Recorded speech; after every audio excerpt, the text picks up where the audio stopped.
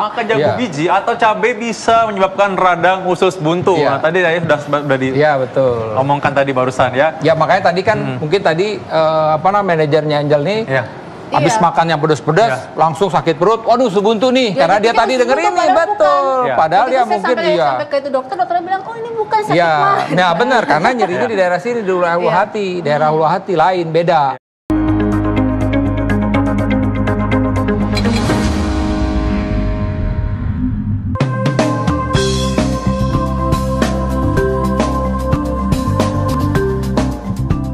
Penyakit usus buntu atau appendicitis merupakan penyakit umum yang bisa menyerang siapa saja. Gejala-gejala yang identik dengan peradangan usus buntu terkadang hanya ditemukan pada sebagian penderita. Gejala tersebut juga cenderung mirip dengan penyakit lain sehingga sulit didiagnosis. Keliru mengartikan penyebab sakit perut Anda bisa berujung pada salah diagnosis dan pengobatannya. Pada akhirnya, ini bisa membuat gejala usus buntu yang diderita semakin parah. Penyakit usus buntu yang tidak diobati berisiko untuk pecah dan dapat berakibat fatal. Dengan demikian, amat penting untuk mengetahui ciri-ciri atau gejala awal penyakit usus buntu. Dan ketika Anda mengalaminya, maka segeralah cari pertolongan medis agar mendapatkan penanganan lebih awal.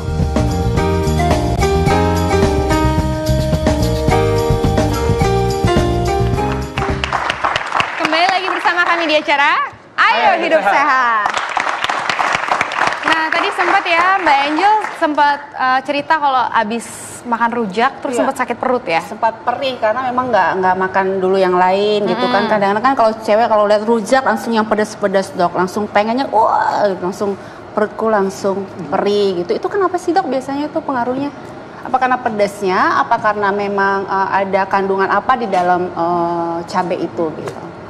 Ya, jadi sekarang tergantung temennya cabai itu apa. Kadang-kadang kan kita tuh cabai itu asam dengan pedes ya.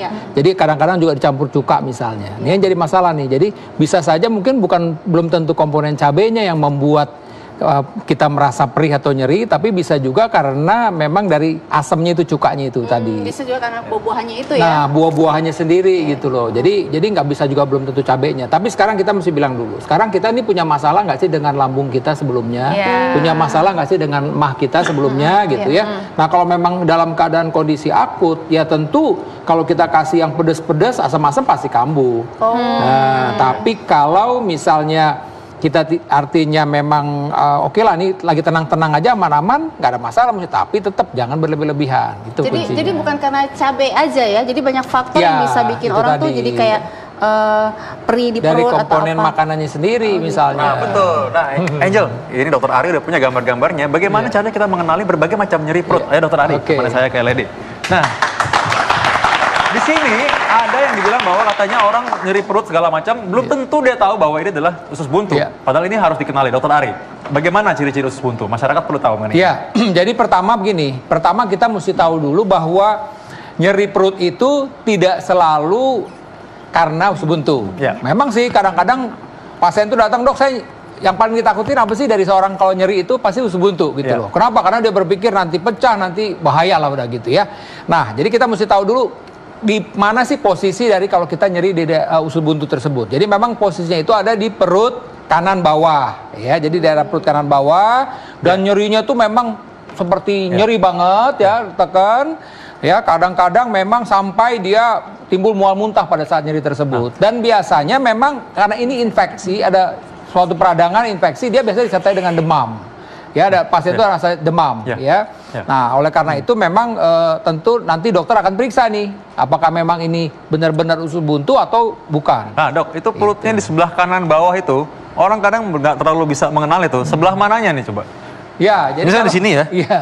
Coba di sini ya, dok ya? Ya, jadi daerah ini kan daerah, jadi ini ya, pokoknya ini pusar ya kan, pusar. Kemudian kita ambil ke daerah tulang panggul kita. Ini adanya di sepertiga, jadi sepertiga bagian pinggir dari ini kita di dekat tulang panggul ini. Ya ini ada kalau ini ada kita bilang apa namanya umbilikus ya. Jadi kemudian ini sampai di sini ada yang namanya tulang sias, itu daerah sias itu ambil sepertiga bagian sisi lateralnya, sisi pinggirnya. Jadi lokasinya seperti begitu. Dan jadi pasien itu merasa nyeri begini. Kalau memang dia sakit, dia jalan akan pegang-pegang seperti begini gitu loh. Karena dia bergerak aja sudah memicu sakit. Ya, dia sakit. Kemudian ya tadi nih biasanya juga timbul bisa demam tinggi tadi. Demam tinggi. Ada faktor demam. Ciri-ciri khas orang infeksi misalnya gitu betul, dia infeksi ada pada pasien tersebut. Jadi tapi sekali lagi begini, itu ke pasien itu memang harus ke dokter, ya kan? Artinya dokter lah nanti akan menentukan, oh ini memang sesuai dengan gejala usus buntu. Karena dengan pemeriksaan dokter akan bisa memastikan, ya secara kasar aja misalnya. Tapi kadang-kadang memang nyerinya itu nggak terlalu khas kadang-kadang. Nah biasanya dokter dengan pemeriksaan laboratorium misalnya dipastikan, oh ternyata sel darah putihnya tinggi gitu loh. Ternyata sel darah putihnya tinggi. Nah, oleh karena itu kembali lagi tadi memang harus ke dokter dan dokter yang akan memastikan apakah ini memang usus buntu atau tidak. Karena di sini juga ada organ yang lain. Misalnya organ untuk wanita, ada organ kewanitaan di sini.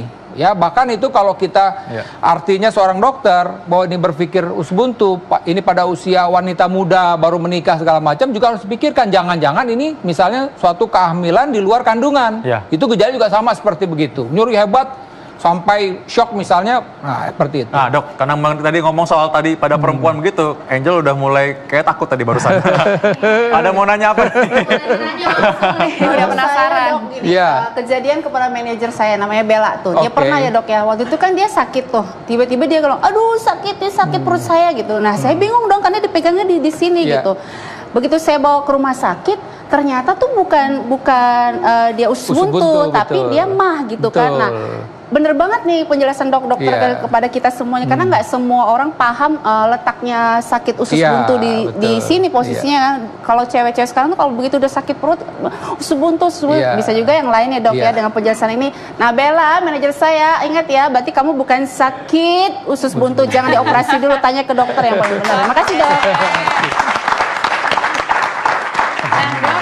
Masyarakat masih ingin tahu nih dok mengenai pemicu dari penyakit usus buntu sendiri, Kak. Gimana dok? Ya, jadi pertama ini bahwa usus buntu itu ada suatu proses infeksi akut. Jadi ada, kalau infeksi akut berarti ada suatu peradangan dan ini berhubungan dengan bakteri. Jadi ini berhubungan dengan bakteri ya. Jadi faktor-faktornya apa? Orang tersebut bisa aja kecapean, daya tahan tubuh menurun segala macam. Nah kebetulan memang di sini ada proses peradangan. Ini usus buntu ini kan sebenarnya usus ada suatu kantong begitu ya, dan suatu waktu ini bisa tertutup, bisa karena tumor, bisa karena benda asing, bisa karena kotoran yang keras misalnya. Nah kalau dia memang ini tertutup, akhirnya bisa terjadi kayak seperti ini, terjadi infeksi ya, jadi peradangan akhirnya kalau ini sudah terjebak seperti gini, ada proses peradangan, kemudian ada kuman, nah ini berarti ini prosesnya berjalan terus, mungkin sampai terbentuk nanah segala macam dan bisa pecah tadi itu. Nah itu tadi kondisinya bisa seperti itu. Nah, jadi pemicunya bukan karena makan cabai, lalu cabainya nyangkut di usus buntu. Iya, begitu. Jadi kan bukan karena biji jambu apa yang kita makan nyangkut, itu juga bukan karena itu ya dok ya? Multifaktor, bisa saja sih, tapi bukan baru langsung makan nutup langsung itu bisa. Ini ada suatu proses peradangan, jadi blocking memang tertutup, tapi bisa macam-macam, tumor juga bisa, kotoran yang keras pun juga bisa. Makanya dianjurkan juga usahakan jangan sampai buang air besar kita tuh keras. Kebetulan kita kecapean, kurang tidur, daya tahan tubuh menurun, dan kebetulan di sini kebetulan ada gangguan blocking, itu bisa terjadi infeksi. Nah kita juga masih pengen tahu nih, banyak sekali mitos-mitos mengenai usus buntu Mbak Angel. Nah kita akan membahasnya satu persatu nih dok. Makan jambu biji atau cabai bisa menyebabkan radang usus buntu. Nah tadi saya sudah betul. Omongkan tadi barusan ya. Ya makanya tadi kan mungkin tadi manajernya Angel nih. Habis makan yang pedas-pedas, langsung sakit perut. Waduh, usus buntu nih. Karena dia tadi denger ini, betul. Padahal dia mungkin sampai ke itu dokternya bilang, oh ini bukan sakit mah. Nah benar, karena nyerinya di daerah sini, di daerah ulu hati. Daerah ulu hati lain, beda. Ya kan? Kalau mah di bawah ini sedikit ya. Jadi memang, nah sekarang juga pasien itu juga mesti cerdas ke dokter. Jadi artinya mesti tahu, mesti bisa menjelaskan di mana lokasinya. Ya kadang-kadang kan, apalagi zaman-zaman ya artinya zaman BPJS sekarang kan pasien banyak tuh. Jadi kan pasien dokter wah udah. Jadi kalau memang pasien udah pinter, dok saya nyeri di daerah ulu hati begini, waduh cakep deh. Dokter senang banget. Atau dok saya nyeri perut di sini. jalan saya diginiin, wah udah enak dokter. Jangan udah ada makin juga gitu dok, sekarang. datang dok Iya. operasi dan dipotong kan sayang ya iya, dok ya. betul juga. Sebuntunya Ada potong. juga yang Itu kayak dia. gitu. Juga minta, oke. Oke, Tapi lanjut itu dok. jarang banget itu orang minta datang minta dioperasi. Nah, ini Ini ada katanya lagi, lari Dok. setelah Iya. makan menyebabkan usus buntu. Ini lari mungkin karena nggak bayar jadi langsung lari. Yang jelas lari setelah makan nggak boleh lari udah pasti. Apalagi tadi itu ya langsung kabur nggak bayar, Belum itu bayar udah nggak soalnya. boleh udah. Itu udah nggak boleh Satu aja. lari dok, lari dari kenyataan. Ya. Yeay. Tetap jadinya ya. Lanjut dok, Ya, ada lagi. oke. Usus buntu Ya. adalah organ yang tidak berfungsi. Nah ini kita bilang begini, walaupun bagaimana kita memang tidak tahu, itu yang maha kuasa ya. Saya juga artinya memang ini suatu organ yang ada di situ. Yang jelas ini memang buat dokter, artinya buat dokter itu memang harus peduli terhadap nyeri ini, ya kan? Artinya ini memang bisa terjadi suatu infeksi. Apakah ini fungsinya? Memang sih macam-macam. Ini katanya di sini ada apa namanya kelenjar getah bening segala macam untuk pertahanan tubuh, tapi itu multifaktor lah ya. Tetap bahwa ini memang ada sesuatu dan bisa infeksi dan bisa menyebabkan fatal untuk pasien-pasien yang mengalami infeksi ini.